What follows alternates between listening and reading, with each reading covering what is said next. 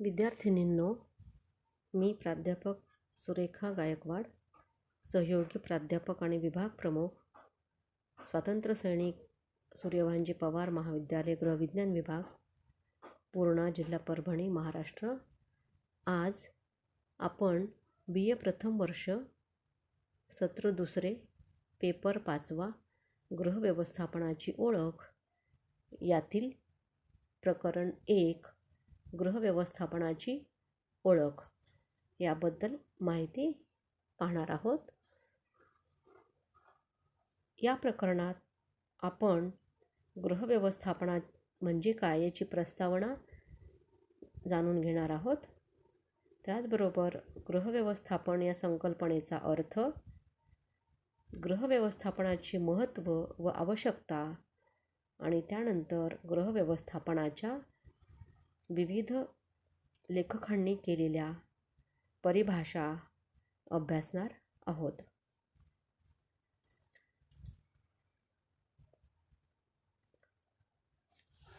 गृहव्यवस्थापन प्रक्रिया जाणून घेताना आपण प्रथम गृहव्यवस्थापनाविषयी जाणून घेऊयात.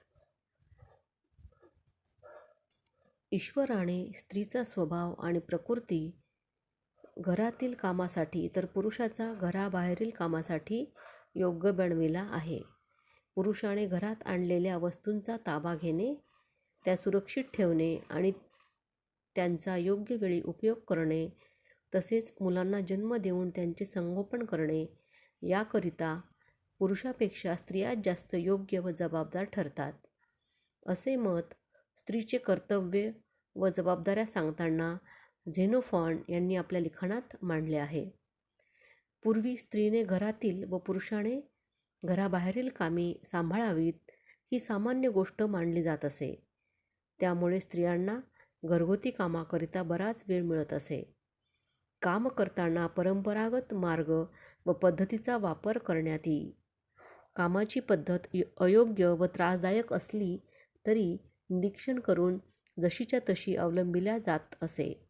कोणतेही कार्य करताना त्याकरिता श्रम व समय या 2 साधनसंपत्तीची आवश्यकता असते. एकत्र कुटुंब पद्धती अस्तित्वात असल्यामुळे कामाचे विभाजन स्त्रियांमध्ये होत असे. दोघी-चौघी मिळून काम केल्याने काम लवकर होई व श्रमही जाणवत नसत. काम करण्याच्या या परंपरागत पद्धतीचा विचार केल्यास असे लक्षात येते की त्या काळी कोणत्याही प्रकारची श्रमबचतीची साधने अस्तित्वात नव्हती. याउलट अधिक शक्ती खर्च करणारी साधने उपलब्ध होती. उदाहरणार्थ, वाटण्याकरिता पाटा वरवंटा व दळण्याकरिता जात्याचा वापर होत असे. घराची रचना व कार्यस्थळाची मांडणी अयोग्य असल्याने बरेच अंतर चालावे लागत असे. उदाहरणार्थ, बैठक व स्वयंपाकघरातील अंतर. प्रसाधनगृह प्लॉटच्या मागील भागात कोपऱ्यात असे. तसेच काम करण्याच्या ठिकाणाची उंची योग्य मोजमाप असलेली नसल्यामुळे अधिक श्रम खर्च होत असत. उदाहरणार्थ, स्वयंपाक करताना खाली बसून किंवा बैठ्या ओट्याचा, यालाच ग्रामीण भाषेत चौका असेही म्हणतात, वापर करण्यात येई. त्यामुळे वस्तू घेण्याकरिता वारंवार उठबस करावी लागत असे आणि त्यामुळे अधिक शक्ती व वेळ खर्च होत असे. या सर्व मुद्द्याचा विचार करून एकूण पूर्वीचे आयुष्य संथ गतीने चाललेले होते. कामे अधिक करावी लागत असली तरी धावपळ फारशी नव्हती. जबाबदाऱ्या अतिशय कमी होत्या. स्त्रीचे जग घरापुरते मर्यादित असल्याने ती ते सहजपणे सांभाळू शकत होती. आता सामाजिक परिस्थिती बदललेली आहे. स्त्रीचे पूर्वीचे मर्यादित असलेले कार्यक्षेत्र विस्तृत झालेले आहे. कुटुंबाचा जीवनस्तर उंचावण्यासाठी व वाढत्या महागाईला तोंड देण्यासाठी कुटुंबातील सदस्यांच्या किमान मूलभूत गरजा पूर्ण करण्याकरिता कुटुंब प्रमुखाला आर्थिक सहकार्य म्हणून आजची स्त्री अर्थार्जनाकरिता घराबाहेर पडलेली दिसत आहे. बऱ्याचशा स्त्रिया स्वतःचे करिअर बनविण्याच्या महत्त्वाकांक्षेमुळे नोकरी किंवा व्यवसाय क्षेत्रात उतरल्या आहेत. काही सुखवस्तू घरातील स्त्रिया आपल्या फावल्या वेळेचा उपयोग समाजाकरिता व्हावा म्हणून समाजकार्य करताना दिसतात.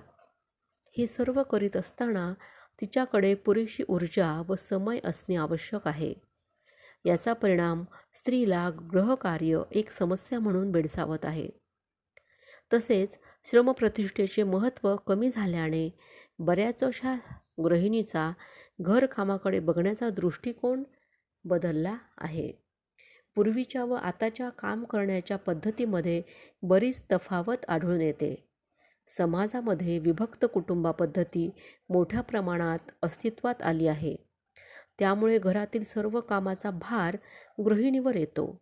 ही समस्या सोडविण्याच्या दृष्टीने गृहिणीने काही पद्धतींचा वापर केलेला आढळून येतो. त्या पद्धती म्हणजे कामाची विभागणी, त्यानंतर कार्य सरलीकरणाचा उपयोग आणि श्रमबचतीच्या साधनांचा वापर. काम लवकर व चांगलं होण्याच्या दृष्टीने कामाची विभागणी घरातील सदस्यांमध्ये केली जाते. कामाचे वाटप करताना सदस्याचे वय, आवडीनिवडी, काम करण्याची क्षमता व कौशल्य यांचा विचार केल्यास काम पूर्ण होण्याची खात्री गृहिणीला येऊ शकते. कार्य सरलीकरणाचा उपयोग हा काम लवकर व सोपं होण्याकरिता आधुनिक गृहिणी कार्य सरलीकरणाचा वापर करते. कार्य सरलीकरणाच्या नवीन तंत्राच्या वापरामुळे गृहिणीच्या अनावश्यक हालचाली कमी होतात. घरातील ओटा, कपाट, इस्त्री टेबल यांच्या योग्य मापामुळे श्रम कमी पडतात व साधनसंपत्तीचा अपव्यय टाळता येतो. अनावश्यक हालचाली टाळल्यामुळे शरीराला थकवा येत नाही व मन प्रसन्न राहते. घरातील वातावरण आनंदी राहण्यास मदत होते. श्रमबचतीच्या साधनांचा वापर देखील महत्त्वाचा आहे.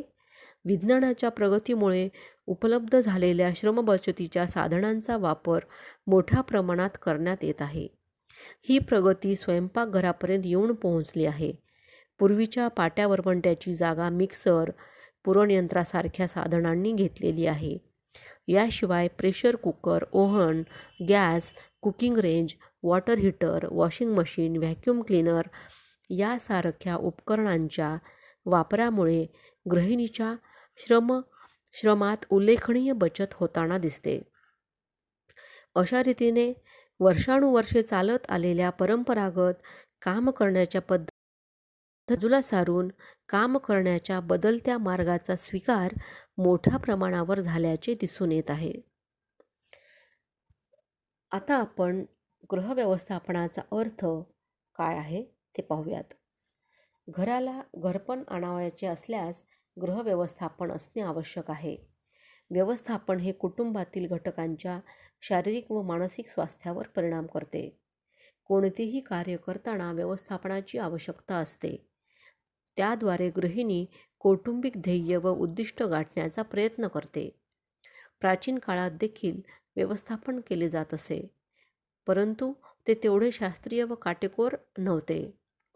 समाज परिवर्तनामुळे वाढत्या जबाबदाऱ्या, विभक्त कुटुंब यामुळे गृहिणीला व्यवस्थापन करणे अत्यावश्यक झाले आहे. व्यवस्थापन हे प्रत्येक घरात केले जाते, परंतु ते काळजीपूर्वक व विचारपूर्वक करावे लागते. अन्यथा साधनसंपत्ती अधिक खर्च होऊन उद्दिष्टप्राप्ती समाधानकारकरित्या होत नाही. आता आपण गृह व्यवस्थापनाचे महत्त्व व आवश्यकता याबद्दल पाहूयात. गुड जॉन्सन यांच्या मते गृहव्यवस्थापन हे सर्व देशांमध्ये अत्यंत सामान्य व्यवस्था आहे, ज्यामध्ये अधिकांश व्यक्ती कार्यरत असतात. तसेच मोठ्या प्रमाणात संपत्तीचा उपयोग केला जातो आणि हे कुटुंबातील व्यक्तींच्या स्वास्थ्याच्या दृष्टीने अधिक महत्त्वपूर्ण आहे. जास्तीत जास्त समाधान मिळविण्यास कुटुंबातील मानवी व भौतिक साधनांचा उपयोग करताना योजना आखणे, मार्गदर्शन करणे व सहकार्य करणे म्हणजे गृहव्यवस्थापन होय. डॉक्टर देवदास यांनी गृहव्यवस्थापनाचा अर्थ अतिशय सोप्या भाषेत स्पष्ट केला आहे. Management is making the best use of what you have to get what you want. याचाच अर्थ व्यवस्थापन म्हणजे आपल्याला हवे असलेले मिळविण्याकरिता आपल्याजवळ असेल त्याचा जास्तीत जास्त उत्तम प्रकारे उपयोग करणे. व्यवस्थापन ही एक मानसिक प्रक्रिया आहे. यामध्ये कुटुंबातील सदस्यांद्वारे कौटुंबिक साधनसंपत्तीचे व्यवस्थापन केले जाते.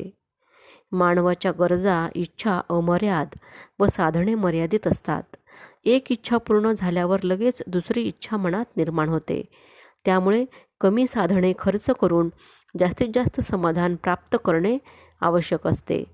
वाढत्या वैज्ञानिक संशोधनामुळे एका समस्येकरता अनेक पर्यायी मार्ग दिसून येतात. अशा वेळी योग्य निर्णय घेणे कठीण जाते. त्यामुळे योग्य व्यवस्थापनाची गरज भासते. प्रत्येक कार्य करीत असताना कळत नकळत व्यवस्थापन होत असते, परंतु त्याची यशस्वीता ही व्यवस्थापकाच्या विचारसरणी, कल्पनाशक्ती व कुशलतेवर अवलंबून असते. कोणत्याही कार्याला सुरुवात करताना लागणारे साहित्य लक्षात घेणे आवश्यक आहे. उदाहरणार्थ, बैठकीची सजावट कशी करायची हे ठरविल्यानंतर लागणारे साहित्य अनावश्यक खर्च टाळता येतो. यानंतर डॉक्टर नॉल यांनी व्यवस्थापन ही अतिशय गुंतागुंतीची असून चमत्कार घडून आणण्याची ही रीत नाही असं म्हटलेलं आहे. त्याचबरोबर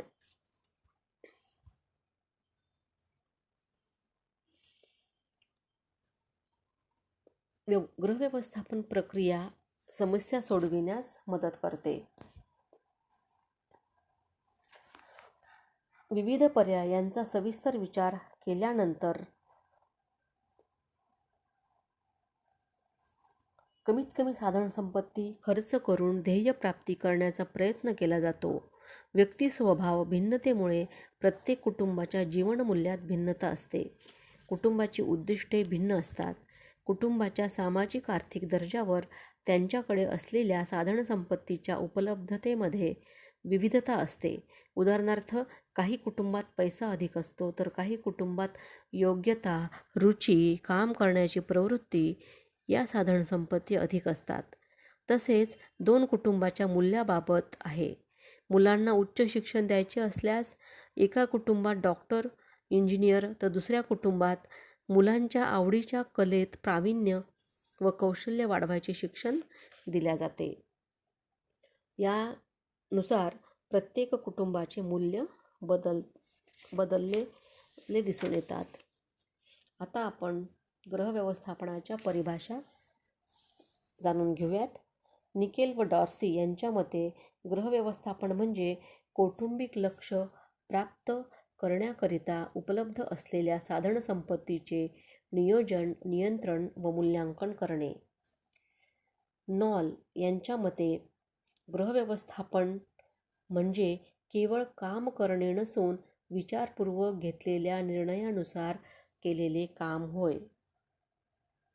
डॉक्टर देवदास यांच्या मते कौटुंबिक उद्दिष्ट प्राप्त करण्यासाठी कौटुंबिक साधनसंपत्तीचा उपयोग कशा प्रकारे करायचा याबद्दल घेण्यात येणारे निर्णय म्हणजे गृहव्यवस्थापन होय. त्यानंतर ग्रॉस क्रॅन्डल यांच्या मते गृहव्यवस्थापन म्हणजे कौटुंबिक लक्ष प्राप्त करण्याकरिता कौटुंबिक साधनसंपत्तीचा उपयोग करण्यास प्रवृत्त करणारी विविध निर्णयांची एक शृंखला होय. या प्रक्रियेत सामान्यतः लागोपाठ येणाऱ्या 3 पायऱ्या आहेत. नियोजन, योजनेचे वेगवेगळे घटक कार्यान्वित करताना त्यावरील नियंत्रण आणि परिणामांचे मूल्यांकन, जी आगामी नियोजनाची पूर्वतयारी असते. त्याचबरोबर ग्रॉस क्रॅन्डल आणि वल्बर्ट यांच्या मते गृहव्यवस्थापन एक मानसिक प्रक्रिया आहे, ज्यामध्ये नियोजन, नियंत्रण व मूल्यांकनाद्वारे कौटुंबिक साधनसंपत्तीचा वापर करून कौटुंबिक ध्येय उद्दिष्ट प्राप्त केल्या जाते. आता आपण ग्रॉस क्रॅन्डल व नॉल यांच्या मते कौटुंबिक ध्येय साध्य करण्याच्या उद्देशाने साधनसंपत्तीची निर्मिती व उपयोग करण्यासाठी केलेले हेतुपूर्ण वर्तन म्हणजेच गृहव्यवस्थापन होय. डॉक्टर क्षमा लिमये यांनी केलेली व्याख्या पाहूयात. गृहव्यवस्थापन ही एक मानसिक प्रक्रिया असून त्यात नियोजन, नियंत्रण, मूल्यांकन या 3 क्रमबद्ध पायऱ्यांच्या मदतीने निर्णयांची एक शृंखला तयार होते की ज्याच्या मदतीने कौटुंबिक साधनसंपत्तीचा कमीत कमी व योग्य उपयोग करून कौटुंबिक लक्ष्य साध्य केल्या जाते.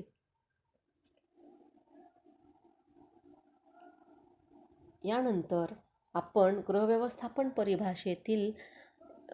परिभाषेचा सर्व परिभाषांचा विचार केल्यास त्यामधून काही गोष्टी स्पष्ट होतात, त्याविषयी पाहूयात. गृहव्यवस्थापन ही एक मानसिक प्रक्रिया आहे. कौटुंबिक उद्दिष्ट प्राप्त करण्यासाठी व्यवस्थापन केलं जातं. अनेक महत्त्वपूर्ण व अचूक निर्णय घ्यावे लागतात. मानवीय व अमानवीय साधनसंपत्तीचा परिणामकारक उपयोग करावा लागतो आणि गृहव्यवस्थापनाच्या 3 क्रमबद्ध पायऱ्या आहेत, त्या म्हणजे नियोजन, नियंत्रण आणि मूल्यांकन. यानुसार गृहव्यवस्थापन हे यशस्वी होत असते. आता या व्याख्येनुसार, परिभाषानुसार आपल्याला एक सांगता येईल की प्रत्येक गोष्टीमध्ये, प्रत्येक कामामध्ये, घरकाम असो, कार्यालयातील काम असो, सामाजिक कार्य असो, कोणत्याही कार्यामध्ये व्यवस्थापन हे अत्यंत आवश्यक गोष्ट आहे. आणि ही आपण मानसिक प्रक्रिया का म्हटलेलं आहे, तर व्यवस्थापनाविषयी आपण मनातल्या मनात अनेक नियोजनाचे मार्ग तयार करू शकतो. त्याबरोबर केलेलं नियोजन कसं कार्यान्वित पार पाडायचं आणि कार्य झाल्यानंतर आपण कशा रीतीने नियोजन केले, नियंत्रण करण्यास काही कमी पडलो का, याचं मूल्यांकन करून परत दुसऱ्या कामाच्या वेळी त्यात सुधारणा करणे, याला मूल्यांकन असं म्हणतात. अशा दृष्टीने आपण इथे असं सांगू की गृहव्यवस्थापन म्हणजे कुटुंबाच्या ध्येय आणि उद्दिष्टाभोवती केंद्रित आहे. कौटुंबिक ध्येय व उद्दिष्ट प्राप्त करण्यासाठी कौटुंबिक साधनसंपत्तीचा म्हणजे कुटुंबामध्ये मानवीय आणि अमानवीय अशा 2 प्रकारच्या साधनसंपत्ती असतात. मानवीय साधनसंपत्तीमध्ये कला, कुशलता, ज्ञान इत्यादी गोष्टींचा समावेश होतो. योग्यता, रुची, काम करण्याची प्रवृत्ती, कला, कुशलता ह्या सगळ्या मानवीय साधनसंपत्ती आहेत. आणि त्याचबरोबर अमानवीय साधनसंपत्ती म्हणजे पैसा, धनज संपत्ती, घर, बंगला, गाडी ह्या अमानवीय संपत्ती आहेत. तर मनुष्याला मानवीय साधनसंपत्ती अत्यंत महत्त्वाच्या आहेत, कारण मानवीय साधनसंपत्ती असल्यास मनुष्याला अमानवीय साधनसंपत्ती आपोआपच निर्माण करता येतात. म्हणून प्रत्येक व्यक्तीने मानवीय साधनसंपत्ती गोळा करण्यात किंवा स्वतःमध्ये मानवीय साधनसंपत्ती वाढविण्यात रुची निर्माण करावी. कारण प्रत्येक गोष्टीमधील कुशलता, ज्ञान, रुची, काम करण्याची प्रवृत्ती हे जर गुण असतील तर तो व्यक्ती कधीही कुठेही कमी पडत नाही. या मानवीय साधनसंपत्तीच्या उपयोगाने अनेक अमानवीय साधनसंपत्ती व्यक्ती घेऊ शकतो. आणि म्हणून या ठिकाणी कुटुंब उद्दिष्ट प्राप्तीसाठी मानवीय आणि अमानवीय अशा दोन्ही साधनसंपत्तीचा उपयोग आपण करत असतो. आणि गृहव्यवस्थापनामध्ये असं म्हटलेलं आहे की नियोजन, नियंत्रण आणि मूल्यांकन ह्या 3 क्रमबद्ध पायऱ्या गृहव्यवस्थापनात येतात. योग्य कामाचे योग्य नियोजन केल्यास आणि त्यावर नियंत्रण ठेवल्यास ठरलेल्या नियोजन केलेल्या आराखड्याप्रमाणे ते काम सुरळीत पार पाडणे याला नियंत्रण म्हणायचं. आणि मग शेवटी काम झाल्यानंतर थोड्याफार चुका होतच असतात. त्या चुका कोणत्या झाल्या आणि मग त्या चुका कशा टाळता येतील याचा विचारपूर्वक विचार करणे आणि पुढील कामामध्ये त्या चुका न होऊ देणे याला मूल्यांकन असे म्हणतात. आणि या ठिकाणी नियोजन करत असताना अनेक अचूक निर्णय व्यक्ती घेत असतो. माणसापुढे अनेक इच्छा आहेत, आपली साधने मर्यादित आहेत आणि आपल्या इच्छा अमर्याद आहेत. तर योग्य आपल्याकडे अनेक पर्याय समोर असतात आणि अनेक पर्यायामधून आपल्याला अचूक निर्णय घ्यावा लागतो. आपल्याला परवडेल आणि योग्य तो निर्णय अचूक घ्यावा लागतो. म्हणजे उदाहरणार्थ एखाद्या पाल्याच्या शिक्षणाविषयी निर्णय घ्यायचा असेल तर तो अचूक निर्णय घेण्यासाठी अनेक मार्ग त्या 10वीच्या नंतर करिअरच्यासाठी 10वी-12वी नंतर अनेक शिक्षण कोणते ॲडमिशन कुठे घ्यायचे, कोणती शाखा निवडायची हा अचूक निर्णय घ्यावा. कारण पाल्याची क्षमता बघून, त्याची आवड बघून, त्याला कला शाखेची आवड आहे की विज्ञान शाखेची आवड आहे, त्याला पुढे चालून कोणत्या शाखेमध्ये करिअर करायचे आहे, हे सर्व विचारपूर्वक चर्चा करून ठरवावे लागते आणि अचूक निर्णय घ्यावा लागतो. अनेक मार्ग जरी असले तरी पाल्याची क्षमता नाही आहे आणि त्याचबरोबर आपल्याकडे महागडं शिक्षण घेण्यासाठी पैसाही नाही आहे. अशा वेळी आपल्याला परवडेल असं डिग्रीचं शिक्षण, पदवीचं शिक्षण घेऊन विज्ञान शाखेमध्ये प्रवेश घेऊन पदवी शिक्षण करून पदवी आणि पदविका आणि त्यानंतर उच्च शिक्षण याकडे वळून देखील एखादा पाल्य त्याचं करिअर चांगल्या रीतीने करू शकतो. आणि आपल्या पाल्याची क्षमता नसतानाही उगाचच त्याला खूप न झेपेल असा अवघड अभ्यासक्रम उदाहरणार्थ इंजिनियर, डॉक्टर देऊन अनेक वर्ष शिक्षणात घालवून मग नंतर निराशा येण्याची शक्यता असते आणि करिअर घडवण्यास वेळही लागू शकतो, नैराश्य येऊ शकते. हे एक उत्तम उदाहरण या ठिकाणी व्यवस्थापनामध्ये सांगता येईल. अशा रीतीने आपण आज गृहव्यवस्थापन याचा अर्थ जाणून घेतला आणि गृहव्यवस्थापनाची आवश्यकता का आहे. पूर्वीच्या काळीचं व्यवस्थापन होतं, परंतु काम एकत्रित कुटुंब पद्धती होती आणि कामाची विभागणी होत असे. परंतु आता विभक्त कुटुंब वाढलेली आहेत, त्या दृष्टीने व्यवस्थापनाची अत्यंत गरज आहे आणि बदलत्या काळानुसार कामाची विभागणी, कार्यसरलीकरणाचा उपयोग आणि श्रमबचतीच्या साधनांचा वापर गृहिणींनी केल्यास गृहव्यवस्थापन किती सोपं आणि सुकर होतं हे देखील आपण जाणून घेतलेलं आहे. आता आपण इथेच थांबूया. यानंतर दुसऱ्या प्रकरणाविषयी सुरुवात करूयात. धन्यवाद.